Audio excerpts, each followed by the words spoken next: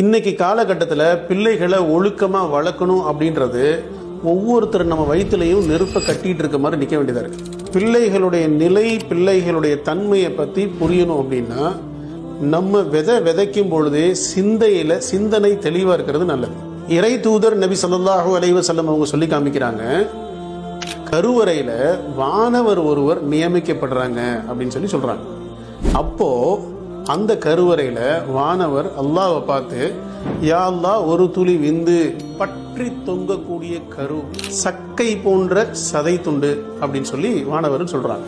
உயிர் தந்திட நாடும் பொழுது அல்லாஹ்வை பார்த்து அந்த வானவர்கள், யா அல்லாஹ், இது ஆனா பெண்ணா, நற்பாகியம் பெற்றதா அல்லது துர்பாகியம் பெற்றதா, இதனுடைய ஆயுட்காலம் எவ்வளவு அப்படின்னு கேட்பான்.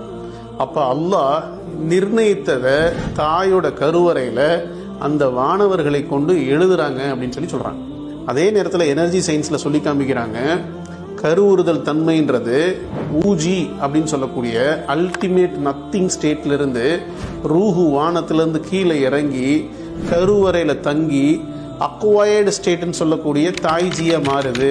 இந்த நேரத்தில் தந்தையும் தாயும் எண்ணத்தை விதைக்கிறாங்களோ அந்த எண்ணத்தை உள்வாங்கி சமூக சிந்தனைகளை விதைக்கக்கூடிய தன்மையாக வருதுன்னு சொல்லி எனர்ஜி சயின்ஸில் படிக்கிறோம். அப்போ ஒவ்வொருத்தரும் கருவுறுதல் நேரத்தில், விதைக்கிற நேரத்தில் இறைவன்ட்ட மன்றாடி நம்ம கேட்டுக்கிட்டோம்னா நம்ம குழந்தையோட வாழ்க்கை ஆரோக்கியமாகவும் அது நல்ல வாழ்க்கையாகவும் அமையும் இன்ஷா அல்லாஹ். Download ShareChat.